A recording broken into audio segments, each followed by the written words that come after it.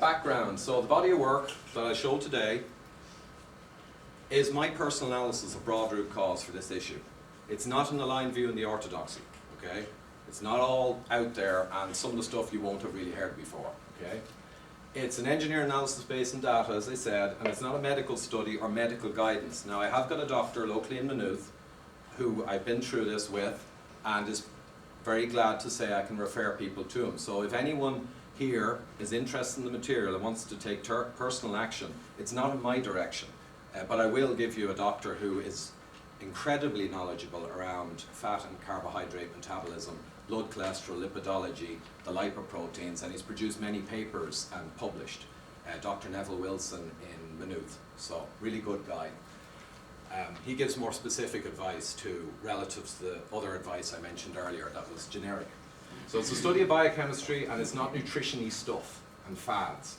It's a personal experiment with n=1, and I'll show you at the end what I did with my metrics. And it's obviously not a prospective clinical trial, you know, with around 100 people randomly assigned.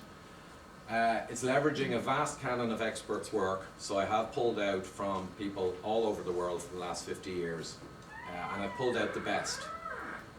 And it's based on established science and literature. It's not based on the BS books out there. As I said up front, I was not going to go and start reading books about this stuff. Okay, here's some experts in the journey. I mentioned Dr. Neville Wilson, good guy. Professor Robert Lustig, I'd recommend you watch some of his material online. He has YouTube videos. He's 15 years working with kids with obesity issues. He's a neuroendocrinologist, and he has cracked it, I think. I found him after I'd already come to my conclusion what the root cause was. Then I began to go out and find other people who I could validate my findings with, and there's lots of them out there. Dr. Peter Attia, great guy, mechanical engineer, aeronautical engineer. Then he became a surgeon and doctor through Stanford Medical School. All of his material as well will reflect some of what I'll show to you. So there are leading edge people who are, well, on the leading edge. All my slides will have A, B, or C on them. So when I'm showing slides with A, it's comparative analysis, it's epidemiological studies, it's correlations, but not causation. It's just things track with the problem and may, as a result, be worthy of further investigation. B is the root cause mechanisms, our root cause diagram, or over here the mechanistic evidence. So I'll show a lot of data that mechanistically links potential root causes to the problem, right? And C is the big one, the experimentation.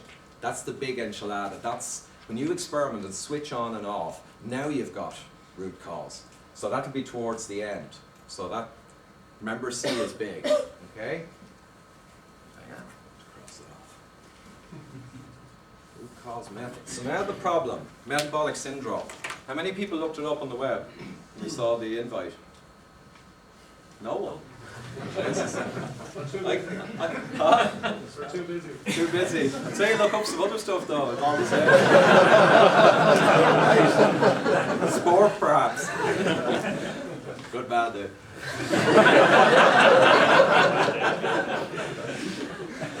Right. Okay.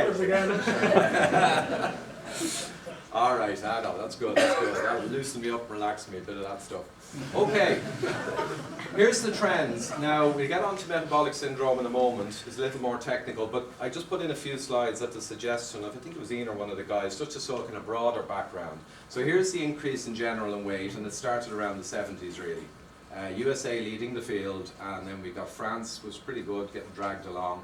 Australia's got a particular problem. They got some severe budget problems in their health system in the coming 10 years because their diabetes has skyrocketed. And also Brazil isn't shown here as the highest increase in diabetes. The second derivative, their rate of increase is astronomical. China has a special government panel looking at how they're going to handle the healthcare costs in the coming decade because their diabetes is blowing through the roof, okay? And also we've got other countries like India has an exploding problem. Mexico as well in 1990 had effectively 0 overweight or obese, and now they're 70%, right, in 2 decades. 0 effectively to 70%. So if you have millions of years of evolution that have resulted in a human machine, how do you in 2 decades blow it out of the water, right? How do you do that? So we look at a bit of that. Here's diabetes. Yeah, it's more exponential than linear for weight. So diabetes is big in 2013, and it's getting bigger. This graph, I think, in the last couple of years is pretty much heading on up. Okay, very costly to the person, to health, to happiness, to mortality, and financially, and budgetary. Okay, so is it simply the calories? So would people here, who would agree that it's just the calories in, calories out? It's like, it's an energy balance. It's thermodynamics. A lot of people push that idea. Who believes here it's really just the calories? Anyone? It's just the calories, yeah? It's just an energy balance.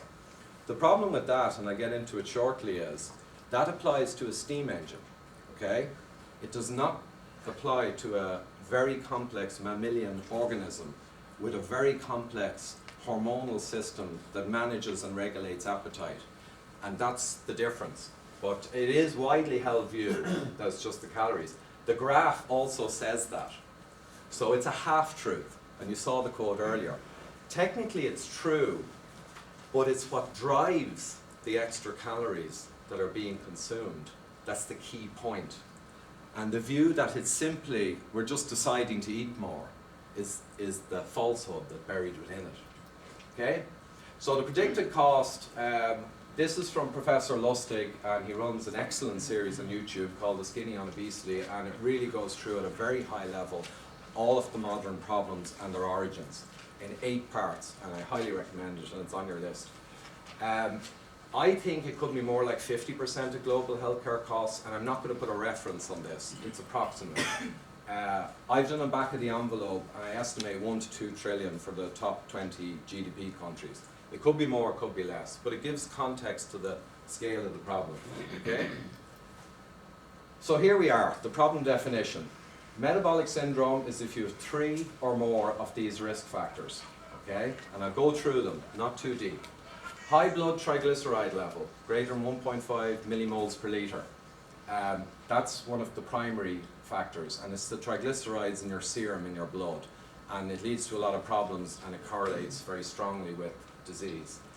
Low good cholesterol. Has anyone heard of the good cholesterol and the bad cholesterol from a blood test? Yeah. There's a good cholesterol, it's HDL, it's high density lipoprotein, and I'm pleased to say it really is good. That's not a half-truth, that's really true. The high density lipoprotein scours and picks up cholesterol fragments, brings them back to the liver for processing. Generally, it's a very positive thing. If you're low on that, it's a problem. Waist measurement, they don't talk about general BMI because it's the visceral adipose tissue in between the organs that's indicative of disease. So it's more the waist measurement, obesity. And the definitions vary. The World Health Organization, various other health bodies, they all have slightly different values in here, so I put a range there. Blood pressure elevated, key risk factor. I won't go through the mechanisms, I just say blood pressure elevated. Everyone's familiar with the 120 over 80, it should be. Well, greater than 135 over 80 is specifically a risk factor for metabolic syndrome. And high blood sugar with glycemic control. So your body controls your blood sugar very, very accurately. Blood sugar is needed for the brain. The rest of your body can run on other things, and I might touch on that later, depending on what you're eating. But sugar is very important. If it goes too high though, you go into a diabetic coma. So diabetics who need to take insulin to manage their blood sugar, if they don't do it, the sugar rises, and it rises quite quickly. Your body controls the glucose between around 3.6 and 5.6. Back in the 40s, people would have generally been around 4.8. Now they're generally in the mid-5s, or like at least in the low 5s, because things have changed. Okay? So there are the risk factors. This is a small selection of the more recognizable diseases. The true list goes on for a couple of pages, because they're all inflammatory diseases, and metabolic syndrome is indicative of inflammatory diseases, and that's where the body's tissues are swelling. Atherosclerosis, the expansion of your arterial wall when it has basically sterols or cholesterol inside it, and it causes the body to attack with macrophage, and then you have inflammation. So they're all inflammatory and autoimmune diseases where your body's not happy, it begins to try and fix a problem, and then it contributes to the problem. So there's a huge list of those, and the diseases of modernity is another description. Okay, so has everyone got that? The high triglycerides. Does anyone notice something that's missing? Bad cholesterol is missing. Nice. Bad cholesterol is missing. The reason bad cholesterol is missing, the LDL or low density lipoprotein, is because it's highly discordant. So the LDL bad cholesterol poorly correlates with disease and heart disease. Okay? Briefly, your high triglycerides over your HDL, that ratio, is around 15 times more predictive than your LDL. And the reason is that your bad cholesterol, and Dr. Neville Wilson in Maynooth, I think it's a great phrase, he wrote a paper on it, he calls it LDL, the other good cholesterol. Because people can have a very high LDL and it's all good. Cholesterol is the molecule of life. No cholesterol, no life. Cholesterol is used for all your hormones, building all your cells, it's used for everything. You can have a high LDL and it's all good because it's pattern A and it's good LDL. However, you can have a fraction within it, and it's only around 10 or 15 years ago they developed the technology. You can have a fraction of that that is pattern B, small dense LDL. That's what causes atherosclerosis. That's what causes inflammation.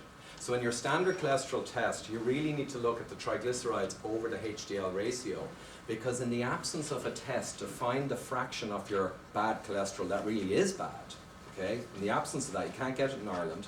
It's a nuclear magnetic resonance particle count, or a VAT panel. You can get it in the UK and America, and I was going to try and get it, but I don't know if you can send the blood and all that stuff and say. But that's it anyway. Your bad cholesterol can be all good, or it can contain a bad component. And the reason it's not in here is because bad cholesterol is not a good correlator. Yeah, that's it. That's a great question, and I think I would have forgotten to say that one too.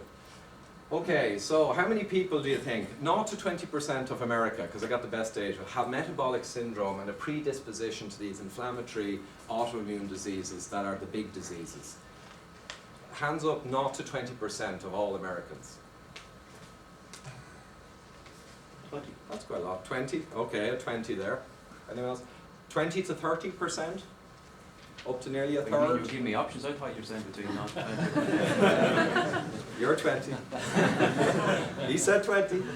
Okay, so we got a handful there. 30 to 40%. And we're approaching half the country.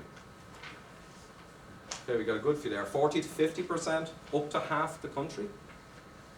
Okay, and over 50%, more than half. Okay, yeah. Anyway, you can probably guess where I'm going. Yeah, it's over 50% of the population. Non-alcoholic fatty liver disease that used to be unheard of, and it was only for alcoholics who had alcoholic fatty liver disease. It's now around 50% too. Doctors don't really even take much notice of it anymore. It's becoming a norm. Yes, people who are very overweight, 80% will have the syndrome in America, but then again 40% of people with a moderate BMI will also have it. So it's not just overweightness, it's more complex than that. Your system can be metabolically deranged, not necessarily with accompanying weight, okay? So that's the problem definition. There's one phenomenon, and it is a syndrome in itself, that ties together this whole shooting match, and that is the phenomenon of insulin resistance. And I'm going to have to describe that for around 10 or 12 minutes, because it's fundamental before we go on to the two root causes, okay? And it ties together, and all the leading edge people in the field would be cognizant of this. Okay, that's the problem definition. Key concept: insulin resistant, and for that we'll have to go through a very quick version of an endocrinology class. And I'll start with insulin and glucagon. So you have a lot of hormones in your body, and the hormones are pivotal in controlling your appetite and your energy metabolism. A couple of them were only discovered in the last 10 years. So again, I reviewed this with a family friend who's a doctor, and as we went through the content, he acknowledged, he said, look, he said, yeah, I know it's probably right, but he said, you know, a GP won't know this kind of detail. A lot of it is in the last 10 or 15 years. So there is a lot of new science. So anyway, insulin is the master hormone, and what happens generally, when you take sugar or simple carbohydrates, you know, refined carbs, which are mostly long chains of glucose, and amylase in your body breaks them down. You know, if you take, I suppose, just white wheat flour and pasta, a lot of glucose, and your body splits it really fast, so it becomes glucose. So all the glucose and sugary carbohydrates give you a high blood sugar. Now also protein does cause an insulin reaction also, but to a lesser extent. Fat doesn't cause any insulin response worth a damn.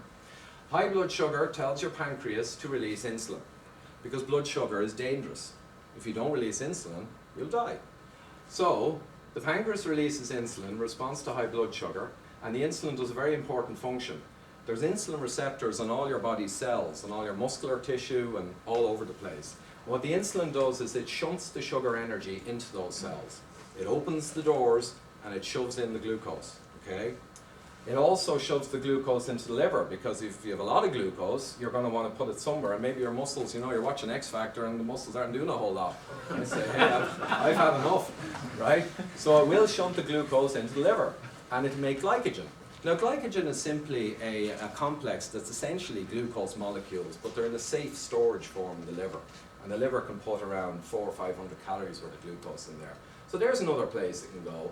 And essentially then, it lowers the blood sugar. You know, the tissues, the cells take up the glucose, aided by insulin, and the liver takes it up and makes glycogen. So that's all good. We won't go through glucagon much.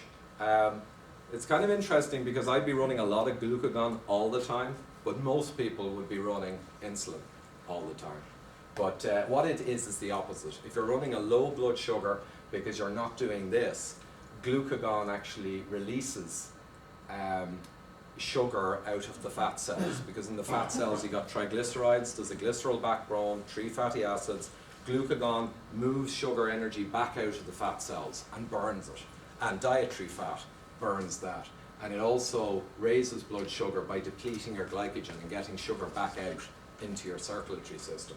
So they're kind of yin and yang, but insulin is the master. Glucagon is the little guy. When insulin is high, glucagon is nowhere to be seen. When insulin is shoving glucose energy into fat cells, because that's another thing it does. Insulin makes fat. It is the thing which makes fat. Glucagon is suppressed and down-regulated. You can't be making fat and shoving sugar in the same time you're releasing it, okay?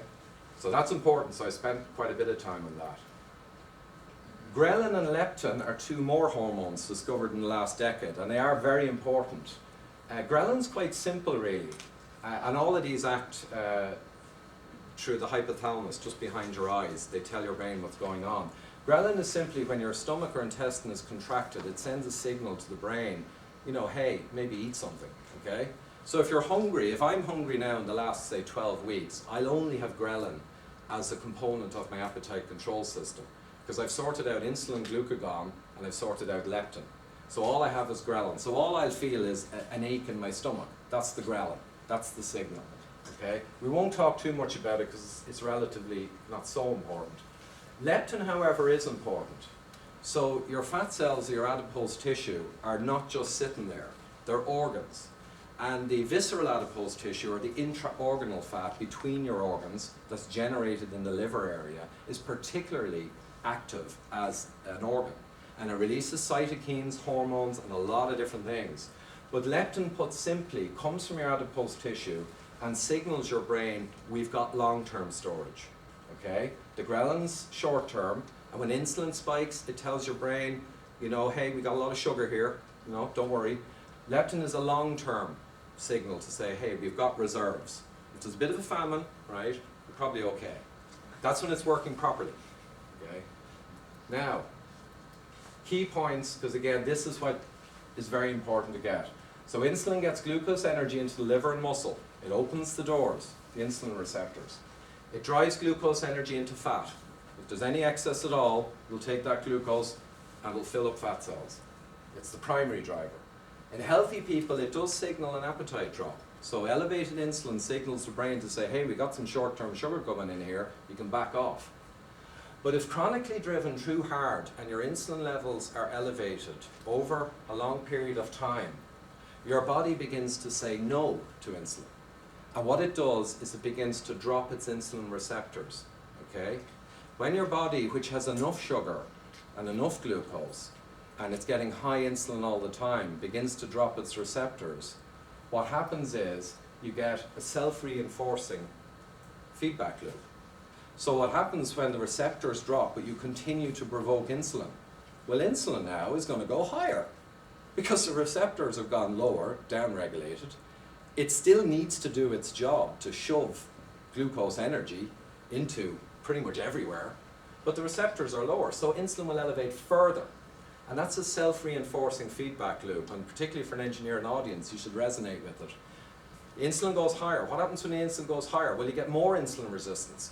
You get less receptors. Now the insulin goes higher again. So there's a self-reinforcing feedback loop goes on. It's not just that the bad stuff in causes a problem. Over time, it tends to reinforce itself, and insulin resistance results. The body says more and more no, and the insulin rises. And also you get appetite dysfunction, because as the brain becomes insulin resistant, and it begins to not listen to the signal, it perceives actually that it's lower on energy than it is. And that signaling causes more consumption. So insulin resistance is very, very pathogenic or destructive, because it feeds on itself over time. And we've got a chronic problem here, and this just shows one of the mechanisms. Now, leptin, which is another safety warning, and remember it took millions of years for this system to develop, and it is beautifully complex, and it works extremely well until it's deranged by inputs. The fat cells release the leptin, they signal the long-term, we got energy, but leptin is blocked by insulin resistance. So hey presto, when you become insulin resistant, right, and you get into this problem that a lot of people have, to be honest, and the 5 metrics I showed are also metrics in metabolic syndrome of insulin resistance, they have shown that the leptin signaling begins to get down-regulated and blocked. And also, there's another feedback loop. So now you've got another destructive feedback loop that's self-reinforcing, okay? So now the machine and the control system that worked for millions of years is now really deranged in multiple self-reinforcing ways. And I am overstressing this, but it was a point made in a trial run of this to really get that point across, right? And if you create particularly abdominal fat, then you get leptin resistance, which unto itself is a phenomenon. That the increased levels of leptin over time cause a leptin resistance effect. So the leptin becomes dysfunctional also. So as you can see now, your primary appetite control systems, you can get totally deranged, and they tend to drive themselves after a while. It's not like you're just making them bad and then kind of not making them bad or making them bad. They tend to drive themselves. And this is one of the reasons that diets are so hard, because if you're eating the wrong stuff, it's just extremely hard to cause an insulin spike and then have a low afterwards, and then an insulin spike and a low afterwards, and you've got a lot of this stuff going on. So that's, are there any questions specifically on that, or it's just a time frame either to see those changes? This is chronic. So this is over many years insulin resistance develops.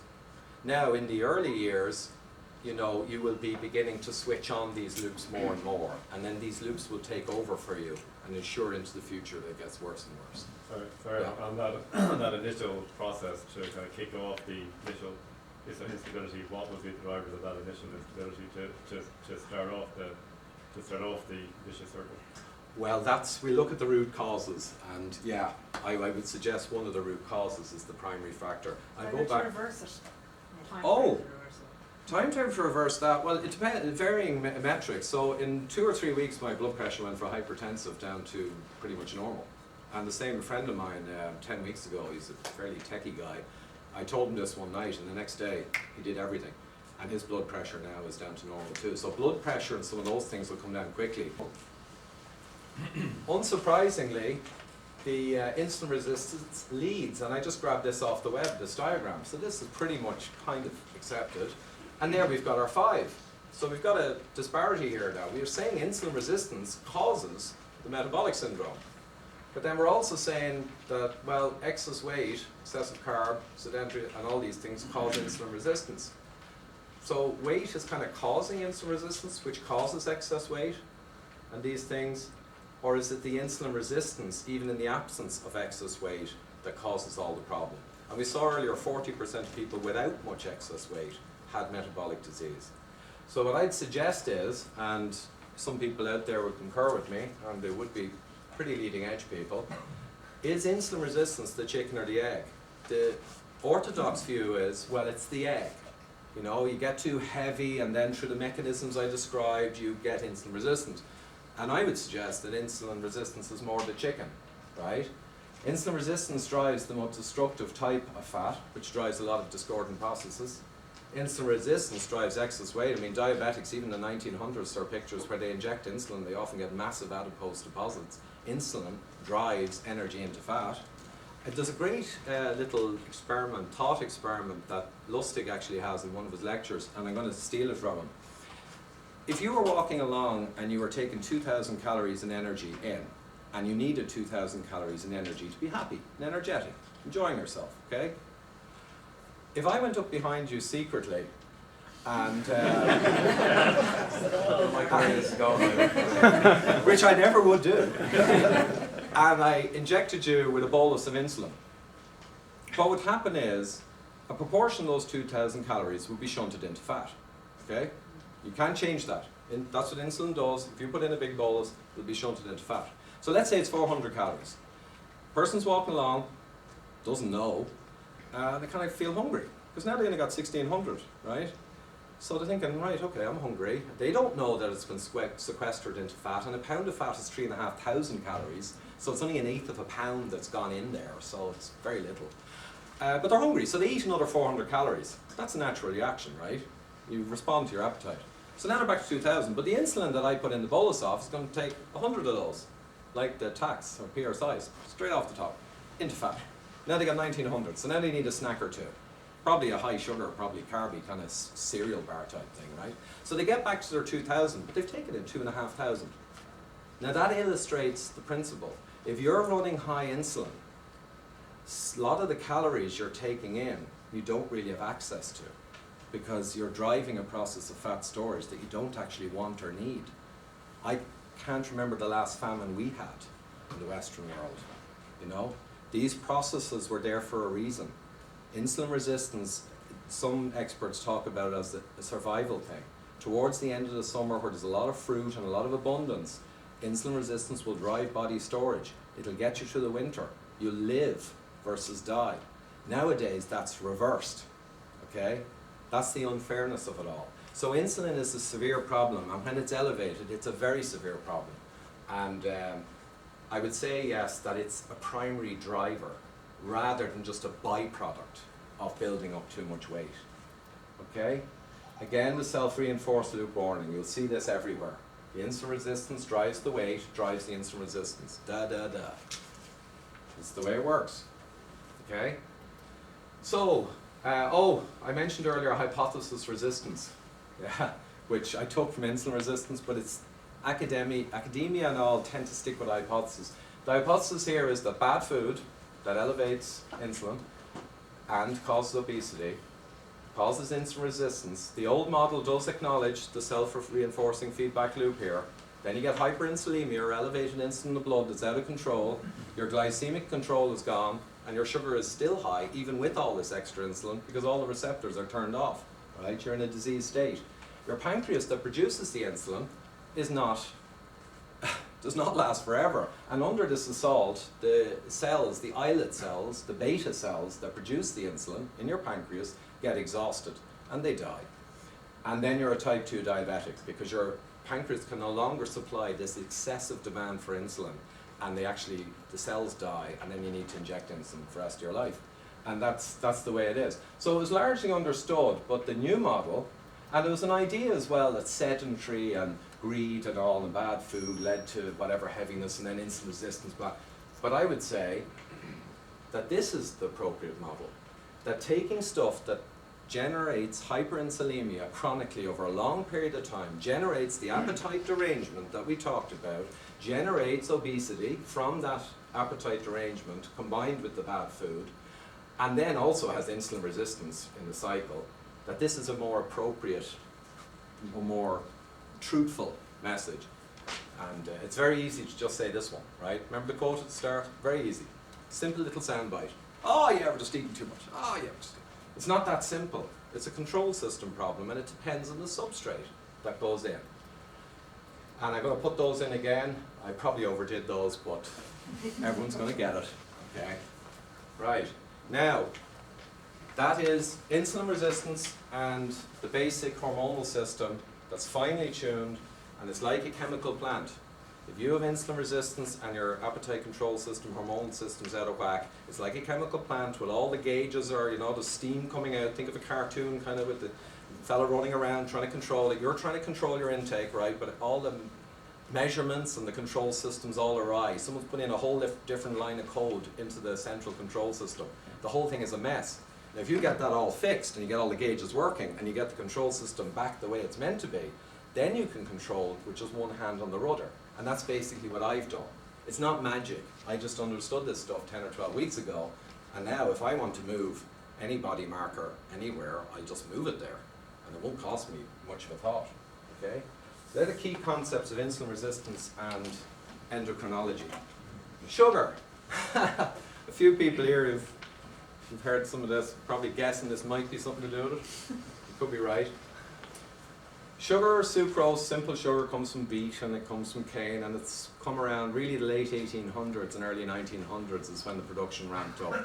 It's a big money product, and a lot of new issues arose like gout and other things in the early 1900s relating to that. But anyway, the simple hydrogen bond here, you got fructose and sucrose, or sorry, fructose and glucose. So glucose is the sugar of life.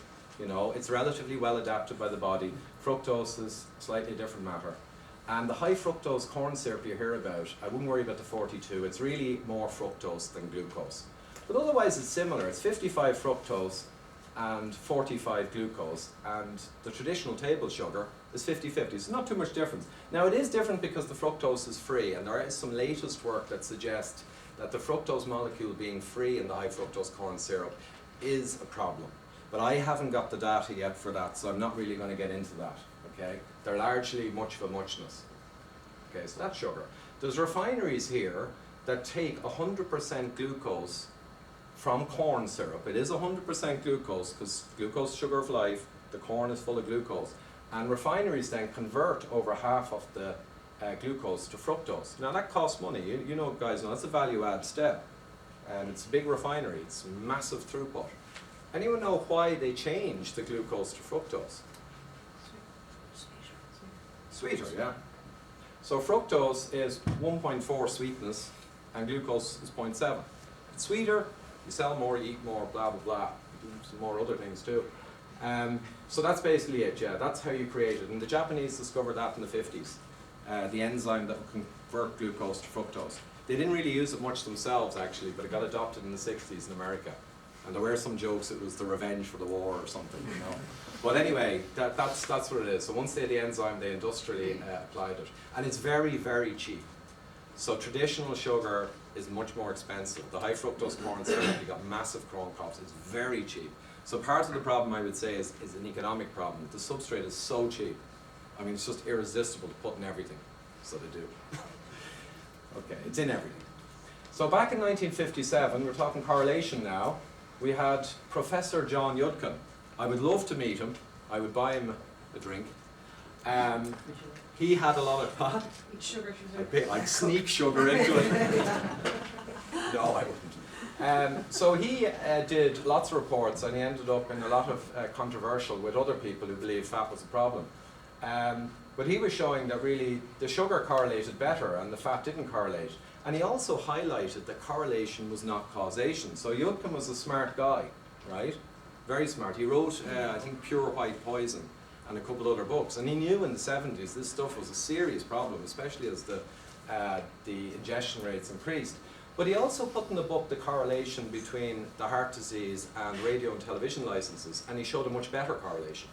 And he made the point in his own paper, look, I'm not saying that this is definite from the correlation. I'm saying it from my rat studies. I'm saying it from my mechanistic. I'm saying it from everything.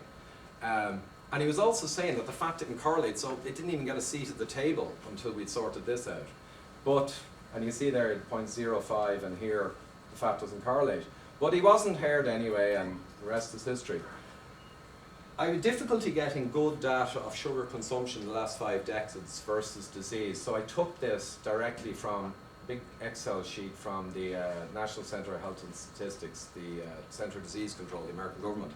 And I back calculated from the percentage of calories today or per day from different categories, because they don't show the grams per day.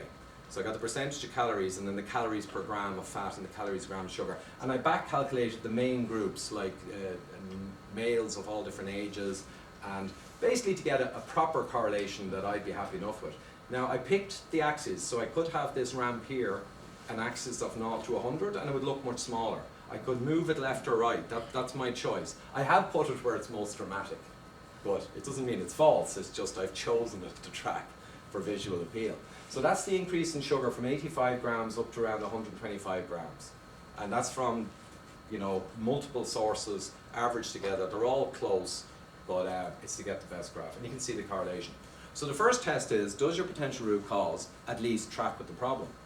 And I think on a Friday evening, if there's an issue on the line and the scrap rate had gone up all week and people thought it was humidity, and the humidity had tracked like those bars with the scrap rate, I think the engineer might go home early and just leave an instruction to production to get the humidity back under control, fix the system, and have an expectation on Monday it'd probably be grand. Okay? That'd be fair enough, but it wouldn't be necessarily true. So that's the correlation. Here's another broader, over a couple of hundred years, the correlation of obesity with the sugar input. There's the 2 world wars. And it's mostly British data up to here, and then the American data takes over. So again, it's just a correlation, right? In Mexico, their sugar consumption's gone through the roof in the last 2 decades. Not their fat, nothing else but sugar. Kids in the schools now, sugar or soft drinks are cheaper than water, because quality water is hard to get. So Mexico is just blown off the planet in diabetes. And, you know, so there are correlations all over the place. I won't go through these, but I mean, there are more just correlations. 15 grams a day from fruits and vegetables, fructose, up to around 72 grams a day now for adolescents in the States. Here's just carbohydrate, a big chunk of which is sugar, grams per day, again correlating with obesity over the last few decades. Yeah, quick reminder, starch and sugar, right? Sugar is glucose and fructose. I'm going to talk mainly about fructose as being the pathogenic component. But a lot of glucose also stimulates the insulin and proceeds towards insulin resistance. So it's kind of a two-hander here. You're taking in sugar, you're taking the glucose, is punching your insulin up. Fructose doesn't, the body doesn't produce insulin based on fructose because the body can't see fructose. Because for millions of years we got bugger all fructose, right? So the body can deal with it, but in a special way. You'll see that in a moment, okay? The simple carbs and breads, even brown bread, to be honest, a lot of it is white bread with a dye in it, I would say. I don't know that, but it's not really whole grain. It's not really whole grain, you know.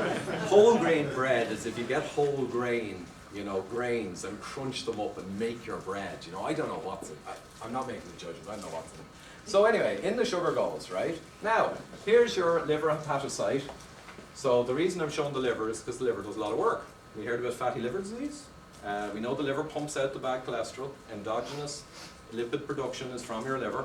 What you eat in terms of fat or cholesterol doesn't really translate into your blood cholesterol. It's mostly endogenous, okay? Where the body creates it from scratch.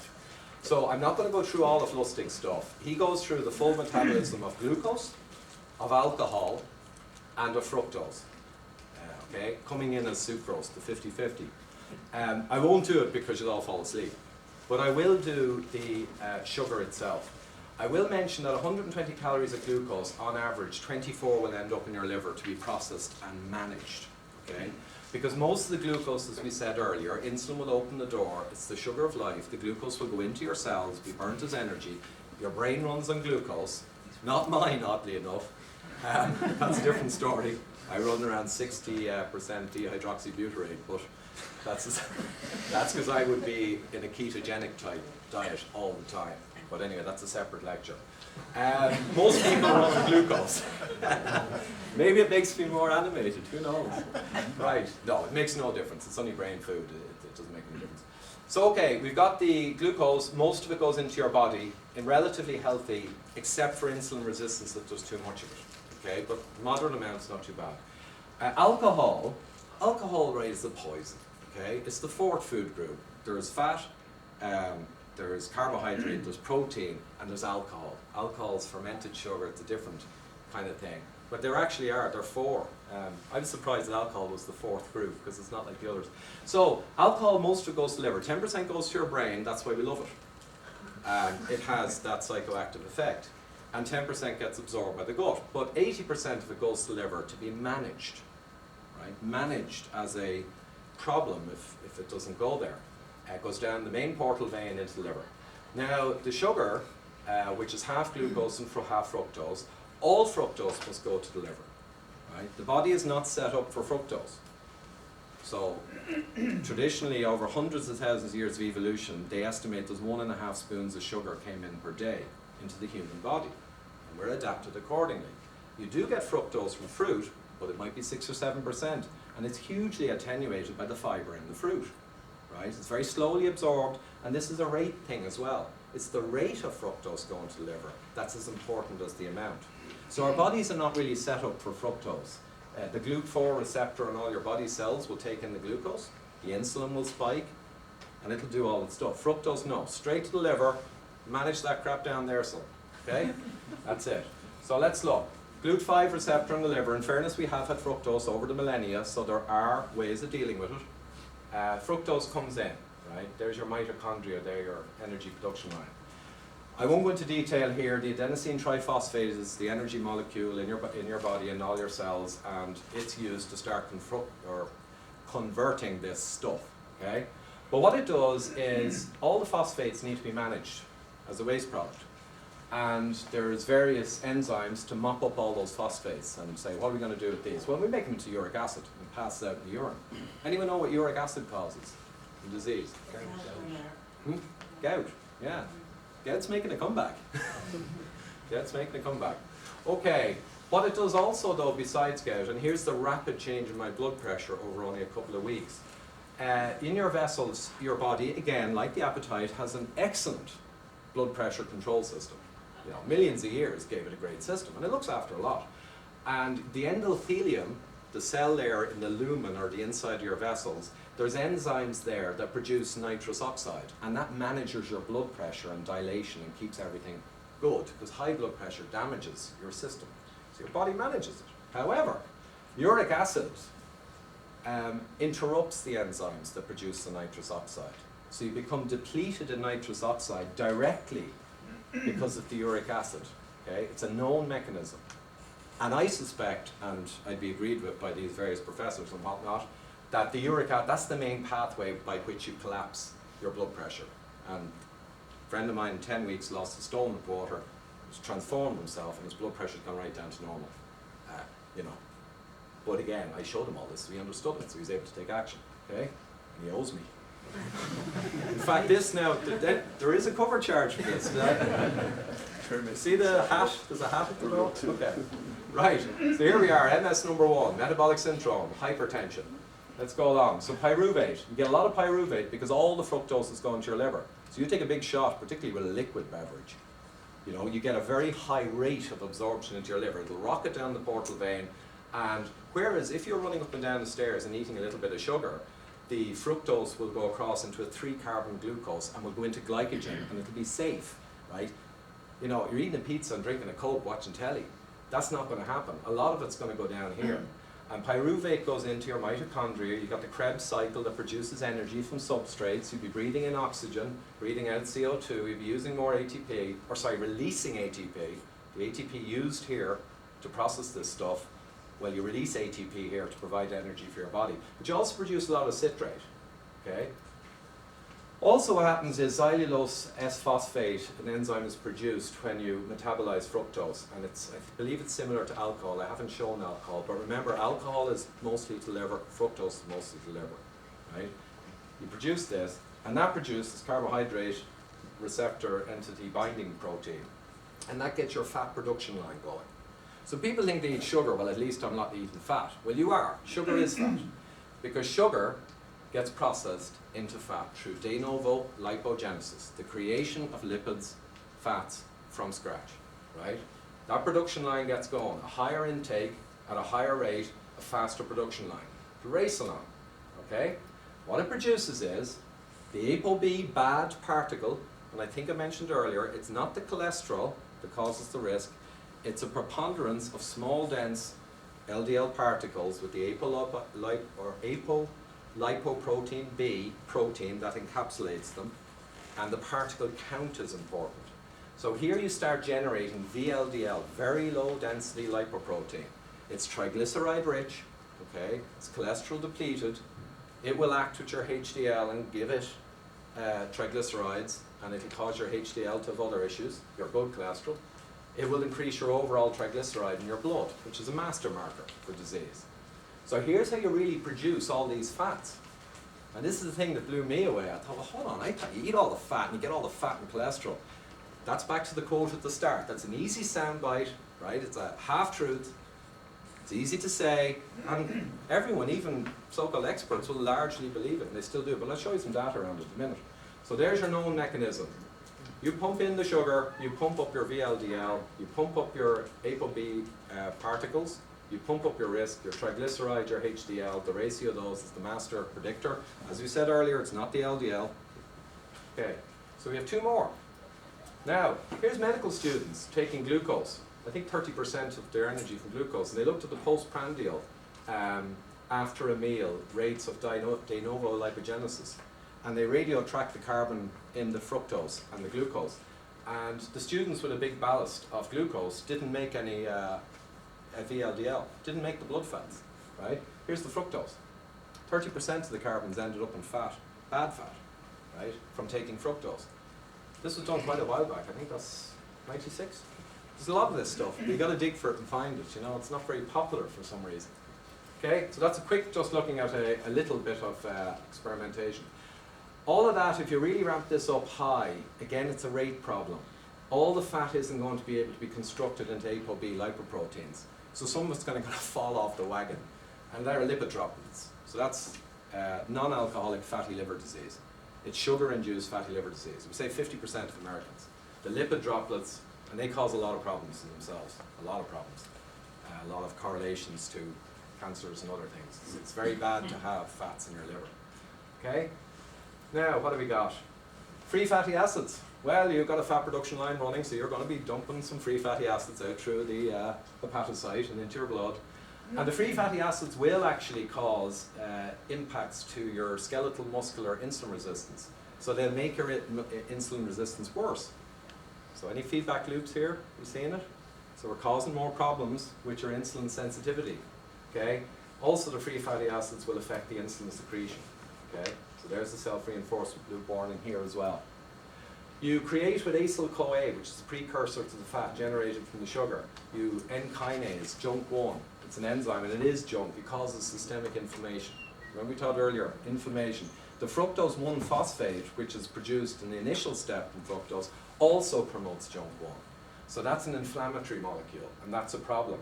And what it does is it interferes with the insulin receptor system for the liver, and it actually causes hepatic insulin resistance. So now you've got more resistance to insulin, and you'll elevate more insulin to try and overcome it. Okay? There's your other. And you've got your sugar control, because you're driving an insulin problem, and that's a glycemic problem. So you've got a sugar control problem. Now if you're taking in sucrose, you've got the fructose doing this on the one hand, and you've got the glucose on the other hand, elevating your insulin and causing all the things we talked about earlier. So I think of a little boxer coming into you, and it's a left and a right, and a left and a right. And that's what sugar does. In amounts. In small amounts, in fairness, these systems don't work nearly as much. So it is an amount and a rate thing. And I'm not going to get into how much. I have a simple rule, like Dr. Neville Wilson and Maynooth. The simple rule is 0. It's simple. Anyway, we never had it for millions of years, so it's okay. I don't need it now. More self-reinforcing loops. We also get that this system here does, I think it's serine phosphorylation, and it causes this serine receptor entity binding protein 1 to cause more of this enzyme to be produced. So now you've kind of got your Marley 1, it's been shoving your fat out, and then we've got 1.2. Need some more. Yeah, no problem. So let's get this second production line. We're going to get increased levels of this stuff. Okay? And how are we doing on time, by the way, guys? I'll just check, because I know where I am. 10 past 2, okay. So more self-reinforcing loops. I'm going to speed through the last. You've also got the triglycerides being generated. The VLDL will promote obesity, central obesity, all around the liver where all the action is going on. Okay? There's another self-reinforcing loop there because the insulin response is causing more fat to be generated because the insulin's shoving stuff into fats. The glucose came into fructose, it's getting shoved into fat simultaneously as all this stuff is going on. You've got blood cholesterol rising, blood triglycerides rising. You've got the insulinemia problem with appetite control, the signaling to the brain is getting blocked. Your leptin is blocking, especially if we've built up a lot of adipose tissue in the central area. And that will drive more appetite. So now you've got more self-reinforcing. So this whole system works fantastic if you don't put certain stuff into it. And when you put certain stuff into it, you start a discordant, dysfunctional process that I think, Jules, you asked, over time will continue and grow. You take out the substrate, and you asked how long. I don't think it's that long. For me, it wasn't that long, that's for sure. Just take out the guy I mentioned as well. Now, I've around 4 people now on this. They've all lost over a stone, and they're all feeling way better. But another advantage is your general energy levels are sustained. I could have a breakfast and not eat till 8 o'clock at night. I don't do that, but I could. I'd have no problem with energy levels. Before, I would have crashed and crashed and crashed. So, anyway, I'm going off the point here. Welcome to metabolic syndrome. Fructose fulfills every mechanistic pathway, and it's highly implicated, as well as correlating, as I showed you earlier. Okay? Any more on this? You want to see the experiments? Well, I've purchased quite a lot of them. They're hard to find, and the papers from the 50s. This was, I think, 1965. You can see they had people on their standard diet, then they dropped to no sugar, extreme. They gave them resistant starch with the same calorific value, right? It doesn't do any of the liver stuff, it's only glucose, and the body slowly gets the glucose out of this resistant starch. You can see what happened to their cholesterol and their triglycerides. Then they gave them a sugar diet. I think it was around 30% of calories in sugar, not a mile over the American diet. And this is what they did with them. And then they dropped them off again. So this cholesterol, you can sit as long as you want to the table and eat your cheese. You won't do jack. But if you put in this, you'll get a result. Here's the patients. They're all around in their 50s. They had varying degrees of mild heart disease and vascular function. So they were good people to look at. Around 50 had some issues. Because everyone's genetically different, and some people will actually process the sugar a lot better. What we're worried about is the 50 or 60% of people who won't. Okay? So these are the people who won't. There you can see this patient here was actually on quite a high sugar diet. When they put the high one, they didn't increase it much. Look at the triglyceride. You shouldn't really leave a doctor's office with a triglyceride that high, to be honest. Look where it went with the resistant starch, down to the 200 level. Back up again, back off. Do you see some engineering here? This stuff's hard to find. I love these engineering type real experiments, not the big population ones with a lot of confounding. Kind of, oh, you can interpret them any way you want. You can write a summary in an abstract that says whatever you want because what's in there is so vague. These are good. Here's another guy. I think he's a 48-year-old male, peripheral arterial occlusive disease, symptoms of vascular artery insufficiency. So all these peripheral artery disease. Look what he did. He was on a moderately high sugar, I'd say. Look what he did with the starch. Sugar in, sugar out. Okay? This is all blood triglyceride. This is the baddest of the bad cholesterol, guys. This is not some marker of something else. Here's the 5 patients. Carbohydrate is sucrose, carbohydrate is resistant starch. Total cholesterol, triglyceride, which is the biggie, and phospholipid. And all the cholesterol particles are phospholipid shells, so your phospholipid will track with your number of particles. Okay? There's very little of this work being done from 1960s, late 60s, early 70s. The fat heart hypothesis, the lipid hypothesis took over, and all funding went to fat studies. So now it's in the last few years, I can pick up again and get studies on sugar in the last few years. There's a big kind of wasteland in the middle, and no one was listening. Okay, here's some more. This is from Kimber Stanhope, University in California. Really good work. Great lecture series on this as well, 90 minutes and really nice. Here you've got the glucose versus fructose. So people were fed 25% glucose in glucose drinks over a 12-week period, ad libitum, where they could eat what they wanted at home, and 4-week periods where they're in a hospital. So it was properly done. And they looked at the overall body weight. Now the glucose and the fructose, not a whole lot of difference. But what was different in the MRI, the glucose promoted a lot more subcutaneous adipose tissue, right? Which is relatively safe fat. It's what nature would have had traditionally. You know, you can store it all around you and it's there to be burnt into energy. Very little visceral adipose tissue around the liver and organs. And again, we've looked through what fructose does around the liver, and it pumps out those VLDLs and free fatty acids. Here's the fructose in a perfectly split experiment. You can see its effect on visceral adipose tissue, right? That's what fructose brings to the party, visceral fat. and all that goes with it. Okay, postprandial triglycerides. Triglycerides are the bad thing. Don't mind your LDL. I mean, yeah, if you do a VAT panel on it, fine, but otherwise. Triglyceride over HDL. So here is, you can look at the, I just look at one of these. It's the, after the meal, a good while after, you have the fructose has a much higher impact on the triglyceride. Now, if you look, where is it now? On the fasting triglyceride, which is the standard test, you won't really see the signal. And what Kimber's thesis was, fructose chronically elevates triglyceride. But a lot of the time, they just look a short while later, and you miss the signal. And how many times have engineers have you done that as well? It's a common mistake. You do the wrong test, you miss a chronic signal, and you do a test and say, hey, they're okay. And there's a few examples of this in the literature, quite a few. And I liken it to say, right, okay, take a non-smoker, make him smoke 40 a day for 4 weeks, and then do a PET scan and look for tumours. No tumours. What's this stuff about the cigarettes, right? Now, there's a certain industry probably done that experiment for you've got to know chronic versus acute poisoning, okay? This shows the chronic. Here is apolipoprotein B. Now, these are the particles. The cholesterol is entrapped in a molecule with triglyceride. The lipoprotein wraps around that particle and makes it talk to the rest of the body. The count of small dense particles of ApoB type is the big one for disease and risk. Here you can see again the fructose. That's the fasting. So the fasting now does show the signal because you're looking at the right thing.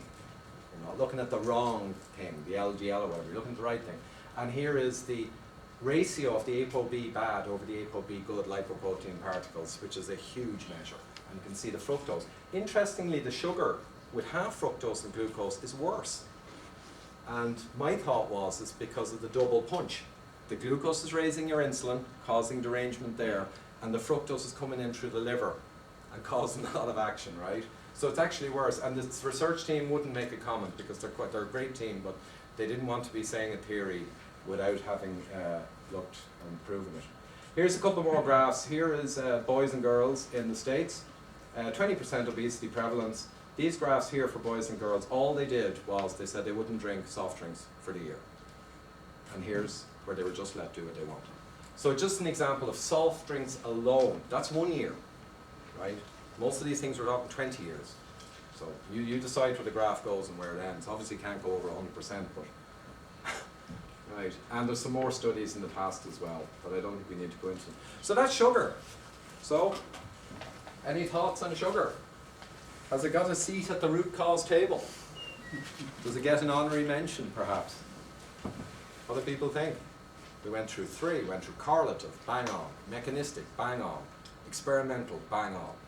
So now you know 11 or 12 weeks ago, where it suddenly disappeared from my table, okay?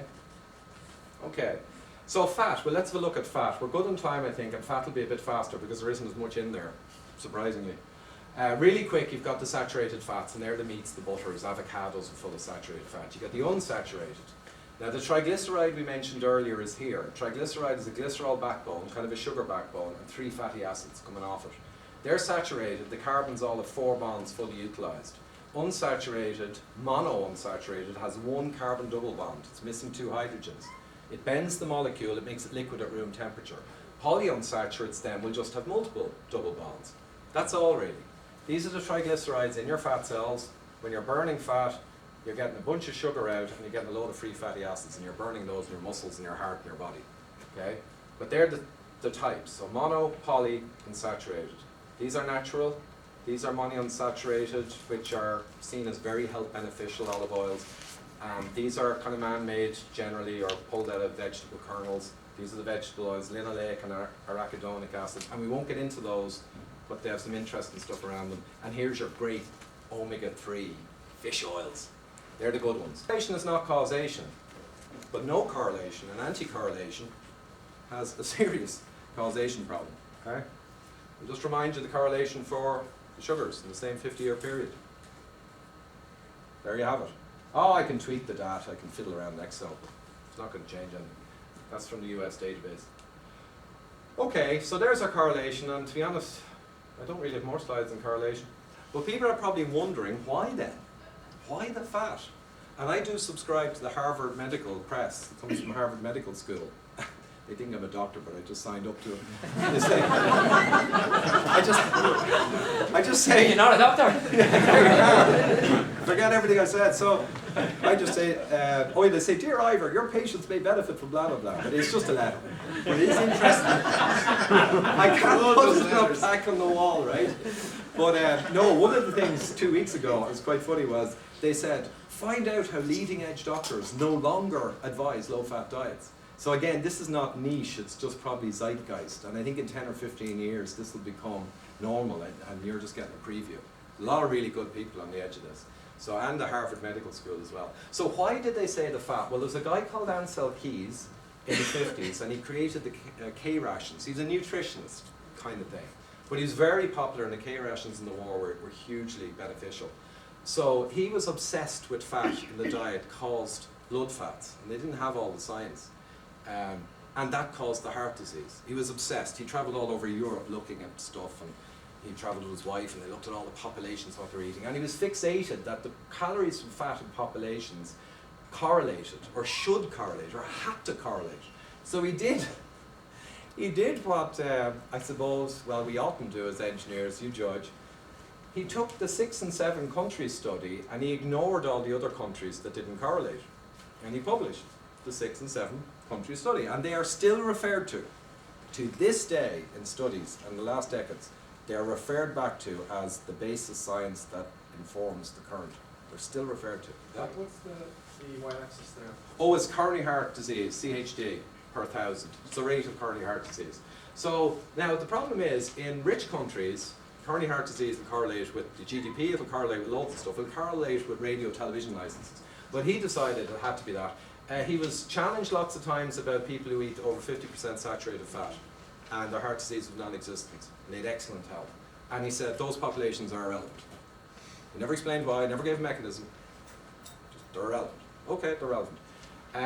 He got into Time magazine, the front cover, as the father of the heart lipid hypothesis, and it went from there. What can I say? He could have picked, out of the 22 countries, he could have picked lots of different groups of 6. He could have picked this group of 6, Switzerland, Germany, no. Could have picked this one. Look at that. Or Israel, Austria, Switzerland, Germany, Netherlands, Norway. Yeah, higher fat is better. Someone did a little calculation for the laugh. There were 200,000 ways you could pick 6 countries, and less than 10% of them showed the correlation. And he picked the best one. So there you have it. So that's just a matter of history. Here's what Yudkin was fighting at the time, but the commission in the US in the 70s took on board, and Ansel Keys was on the commission, and they decided that fat was bad based on a correlation. So where's B and C? Where's the mechanistic? Where a lot of scientists, there was a whole panel set up who said we cannot do this based on a correlation, because the radios correlate better. Went ahead. Judkins was sent back packing to England and basically simmered for the next 10 or 20 years, but probably had the pleasure of knowing he was right, but he was basically thrown out. And here's some recent data, 1998. Okay, this is a lot of countries around Europe. I just picked this off from a report. What do you think, saturated fat? Would you be terrified to live in France and eat 15% saturated fat in your diet? No. I'd be happy enough. This is the French paradox, by the way. Now, when you have paradoxes all over the place, they're no longer paradoxes. But this is, for the fat theoreticians, this is a paradox. Something else. They're drinking wine or whatever. Anyway, there you are. My suspicion is Azerbaijan and Georgia is probably more wheat-related as the heart disease, but there you have it. So the orthodox view. Anyway.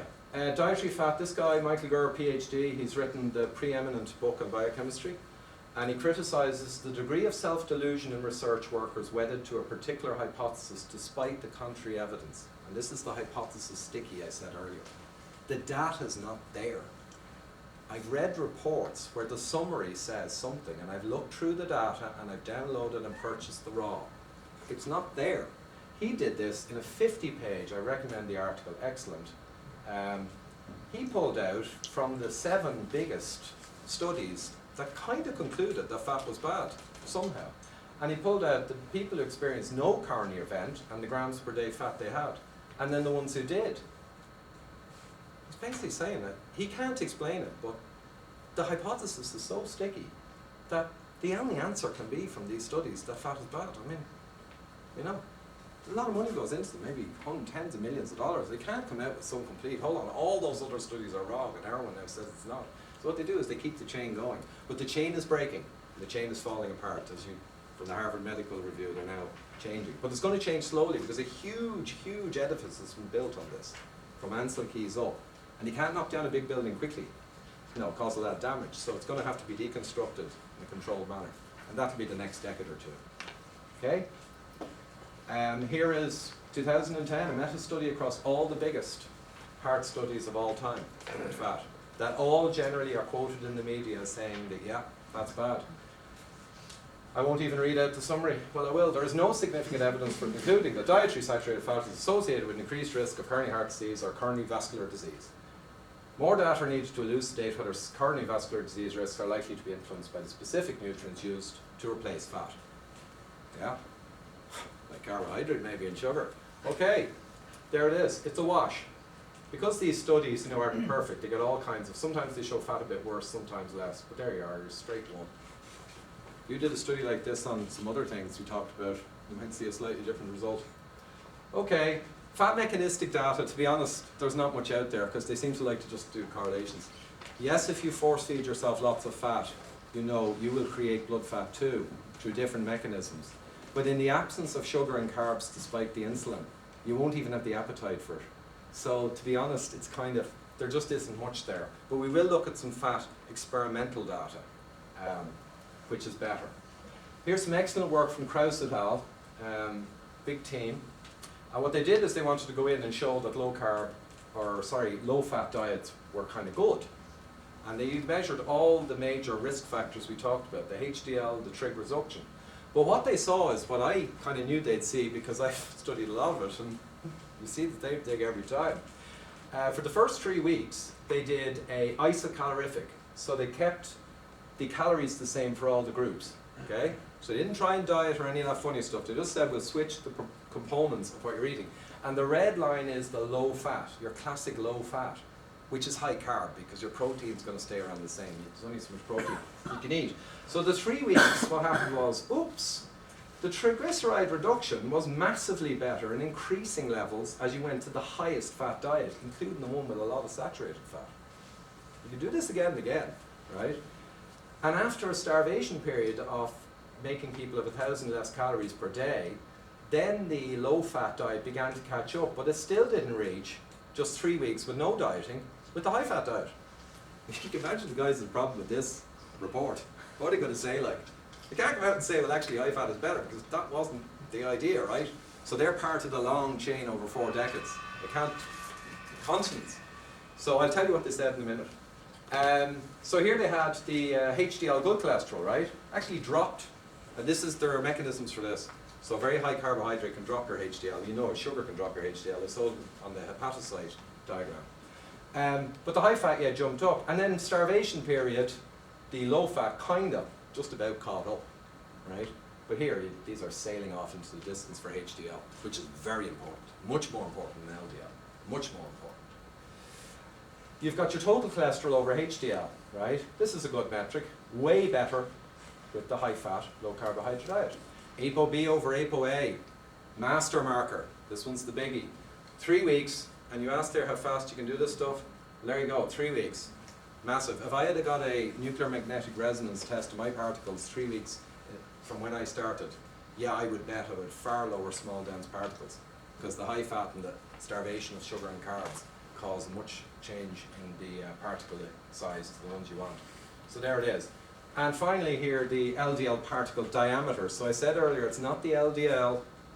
If you have a 4.0 LDL and a 6.2 total, you've got 2.2 HDL and you've got 4 of LDL. That's fantastic because the ratio is very good. Your HDL is high and the LDL is probably full of good LDL. But here's the LDL particle diameter. So bigger is much better. Smaller is atherogenic. Smaller goes under the endothelium, brings cholesterol into the arterial wall. Your body's immune systems attack it. It gets oxidized, creates foam cells, and closes down the artery and can break out and cause blockages, right? Small dense LDL. But here's bigger LDL. Shown in here as well as a low-carb ketogenic diet, which I essentially be on, is you produce ketones instead of glucose to run your body a lot of the time. And again, that's even higher. So the starvation period, in fairness, the low-fat diet catches up after a period of starvation. So what you would conclude from that, or what I would, was low sugar, refined carb particularly, not good carbs like vegetables. I eat mountains of vegetables, right? Low refined white flour carbs, no sugar. High fat diet dramatically improves the key metabolic syndrome disease markers. I mean, it's just like, what else could you conclude? The authors concluded a low fat diet with restricted calories sort of kind of gets within range of the high fat diet and the key mets markers. Yeah? I'm serious. I read the sentence. Jeff Volek did a piece on this, and he said the work they did was excellent. The problem is, unfortunately, their summary would be read as a low-fat diet is kind of good. It's kind of great, yeah, it's good. So that's, I mean, if you got caught doing that here, you know. Yeah, anyway. So there you have it. This can be, huh? Okay. So this can be done again and again, and I'm just going to show, there's loads of this out here. It happens again and again. Here's Volek's work. It was done 30 years ago by Finney, Dr. Finney, his doctor and PhD at Volek's PhD. They were doing this 30 years ago and saying, trying to wake up. Wake up, guys. This is the way to affect the real markers. And now there's a lecture series by Dr. Finney, and he's a sprightly 70-something-year-old who's been living like this, and he's bouncing around the stage. You know, he's in great shape. But he basically said, okay, it's 25 years late, but you know what, it's nice to see it's finally coming true. So I'm okay with it, but it was frustrating for a long time. So here's the percent change. Glucose blood sugar down on low carb, high fat diet. Insulin way down. Insulin, the master hormone you want, down, down, down. Blood pressure down, very fast, as we've said. Triglycerides, way down. HDL up. Low fat diet, no good for HDL, because you need fats for HDL. Here's other markers here. We've got the leptin way down, which is good. Okay, we mentioned leptin earlier. Appetite control, very low carb ketogenic diet comes way down. The homeostasis model assessment, it's a kind of a measure of inflammation, miles down compared to a low fat diet. Insulin way down, glucose way down, small LDL particles well down, ApoB over ApoA well improved, or ApoA. Triglyceride over HDL, which is the master predictor from our current cholesterol tests that we use. If you don't have the nuclear magnetic test, way improved, right? And that's it. I'm not sure what I have after that, because we've gone through the three pillars. Here's just a good, from Gary Taubes, wrote a good book on how insulin works and how we get fat and all. And I just thought it was a nice little graph. It just kind of showed, you know, when things changed and what happened. So it's kind of a smart arse graph, you know, but I think the content hopefully I've showed is more compelling than just looking at this, because this is just correlation. It's a nice correlation. Okay, see the fat comes down, carb goes up, protein flat, boom.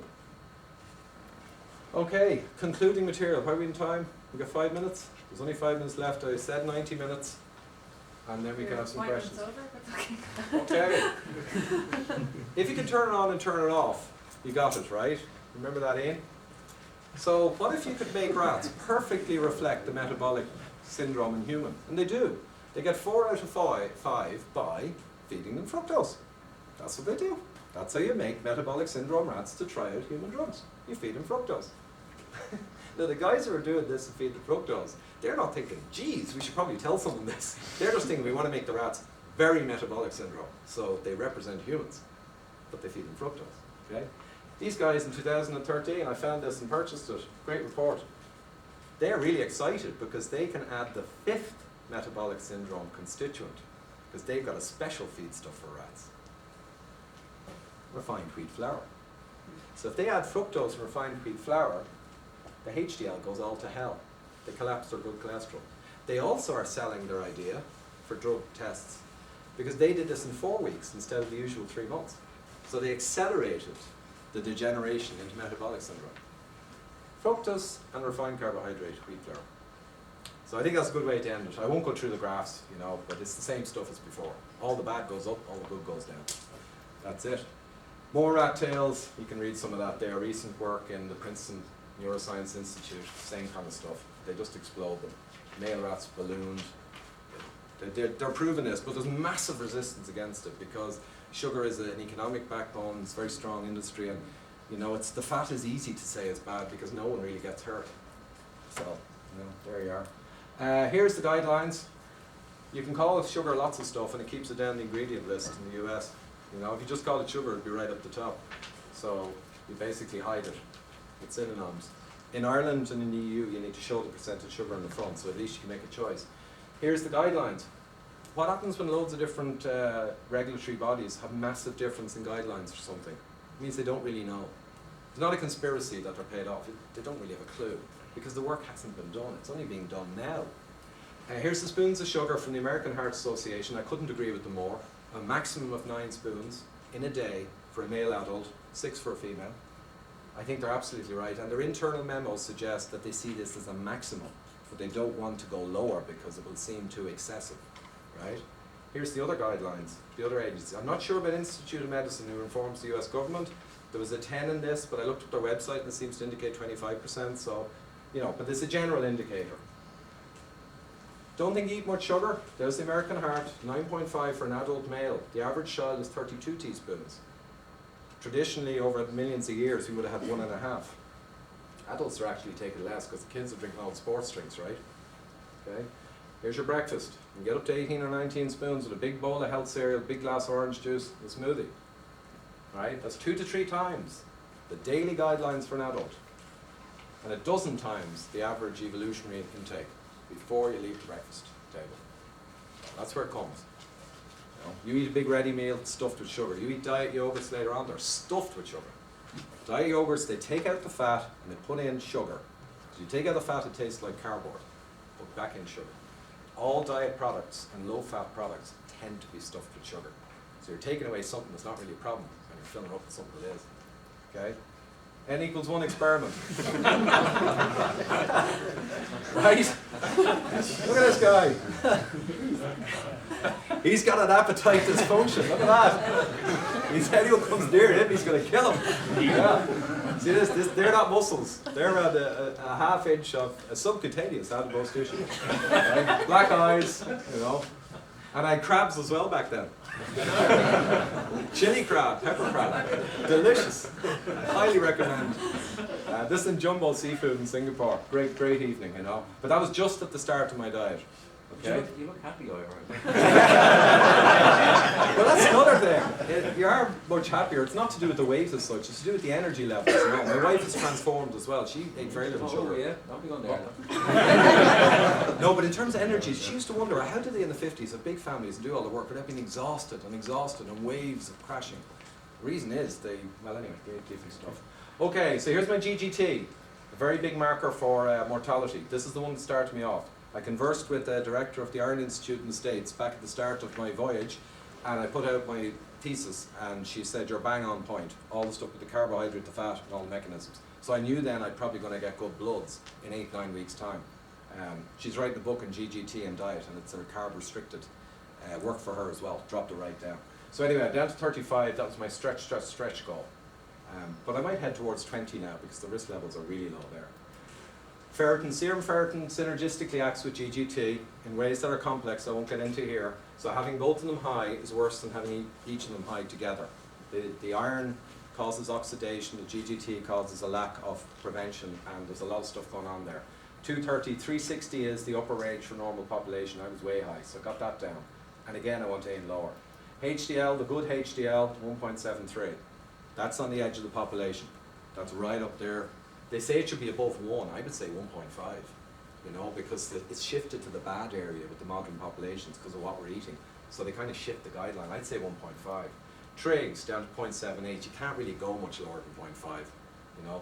I wasn't that bad anyway in June, July. I didn't know because I didn't get these results till I went looking for them when I was getting the second cell. But I wasn't that bad, but I certainly improved on what was already good markers. Trigs over HDL, great marker, down to 1. They say below 2. Down at 1. Total cholesterol ratio to HDL, very good marker. 4.5, it should be better then. I was 4.5. Down below 4 is really good, really good. So I'm 3.5. So Neville Wilson's delighted, right? Your GGT, is there a glucose? No, it's gamma glutamyl transferase. It's the liver enzyme that's quite it's kind of linked in with the metabolic syndrome, and it's predictive of early mortality. And it causes, like at very high levels I was at, you might have a 20 times the chance of liver cancer and 6.5 times the heart disease. But when you do a statistical regression in the studies and you back out all the other factors people often have as well, it's a weaker predictor on its own. But it's still a predictor. And for me, it was a master marker. Okay, we got the blood pressure I mentioned. Yeah, very happy with the blood pressure. Right now it's probably through the roof because, you know, whatever. But the resting blood pressure. Weight is, yeah, around 82.5, wouldn't bother going below 82. 5K run time. People wonder about energy on this diet. Oh, you need carb for energy. I did 2 5K runs in 4 months, right? I did 2 of them just to see. My best ever with 6 months of triathlon training at the weight I ran these ones at, right, was 23.7 minutes for 5K. That was 6 months training and doing Olympic triathlons. Here I did a 24.5 and I hadn't run in around 2 months. So there's no question about energy. Now, very intense activity requires carbohydrate, very intense, but not running like at a reasonable rate. And the waist again, I'd say 32, down from around 35. Okay? There we are. Now my friggin' clothes are useless now, and I don't have the money to replace them. Maybe I'll get a stipend from this talk. You know? Or you look like a young Bruce Willis up there. What can I do? Anyway, no, it's the bloods though, in fairness. The bloods were the target, and I am delighted with the bloods. Here is just an indicator of the kind of stuff I would eat all the time. I have no problem with the boringness of it. I have no problem with eating that stuff. I love it. And there is buckets of stuff I can eat that I love eating. No problem. This is the kind of stuff that would have been a lot in our house. You won't see it anymore. Not the wheats, not the pastas, not the breads. A bit of pasta, a bit of rice now and then, but not the big carb, simple carb stuff. Milk chocolate, 50% sugar, 50% fat. If you take in high sugar, your insulin spikes. It's going to ram the dietary fat into fat storage.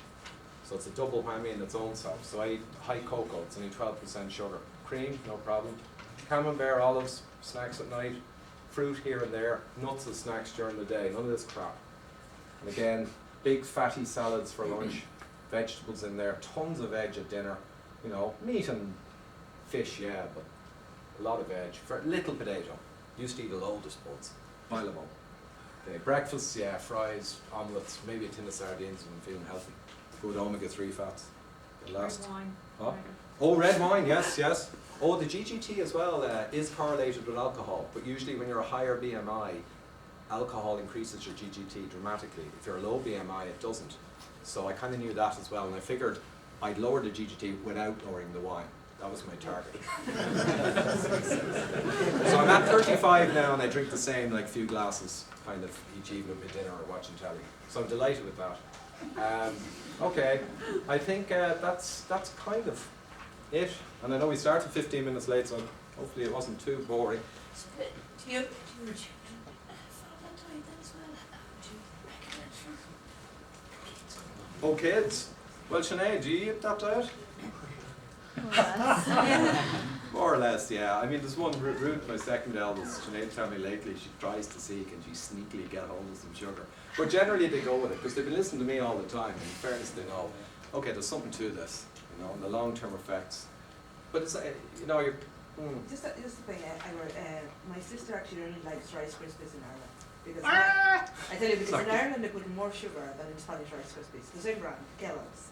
They actually put more sugar in their cereals in the UK than they do in the continent. Yeah. And that's interesting, you know, when Oh yeah. because you were showing the countries as well, where the uptake of sugar versus. Yeah, there will be variations there, and even in fast food as well, there's different components. The cereals have got a lot of sugar in them. I mean, even the standard cereals, I won't get into brands, but the standard generic cereals are 20% sugar.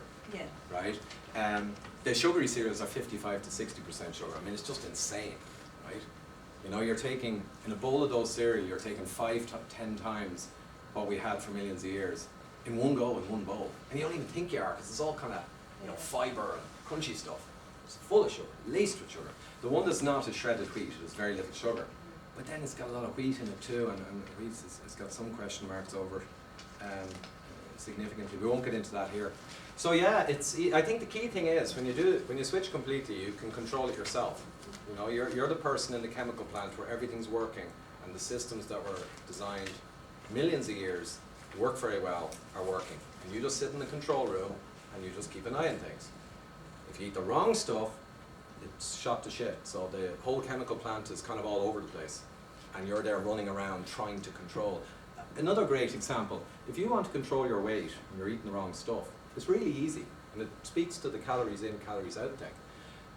You just need to eat the exact right calories for the next 20 years. If you eat 20 more calories a day, too much, you'd be very overweight in 20 years.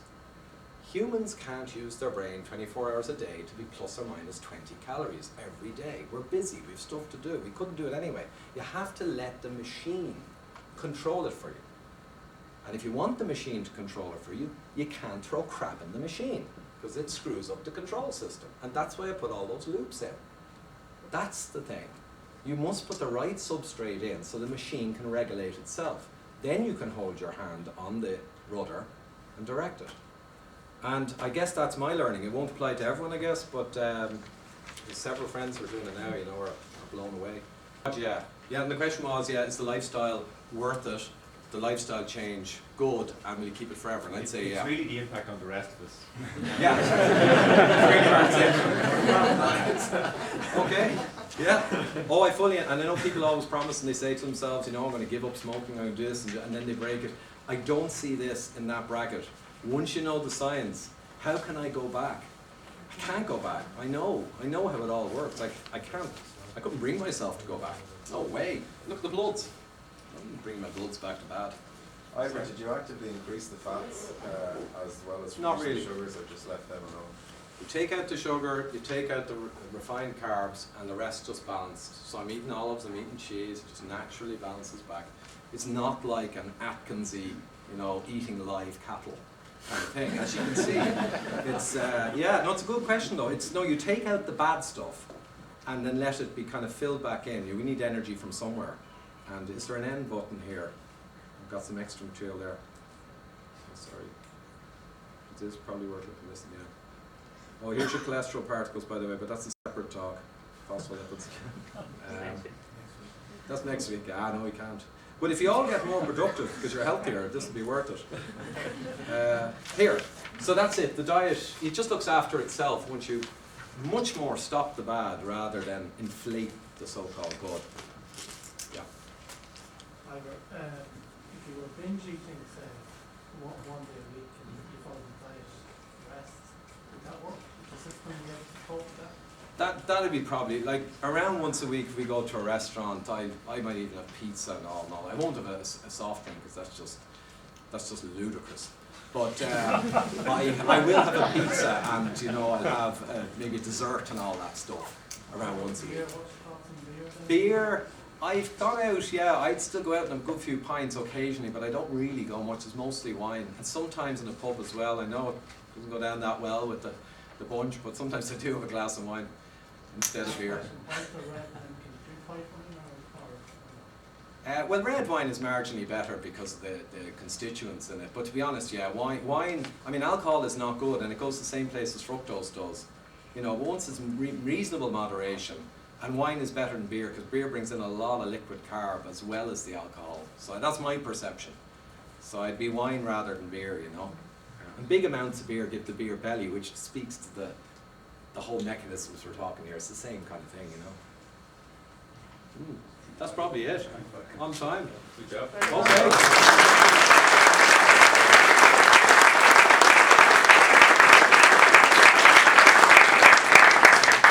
Are you sending all the slides there? I'm not quite yet. I sent out a selection of slides to illustrate some of the stuff and with links. I'm just, I'm still working through it. Thank you. Is there a book signing? There's no book signing, but just leave me your number. I'll ring you when the time comes.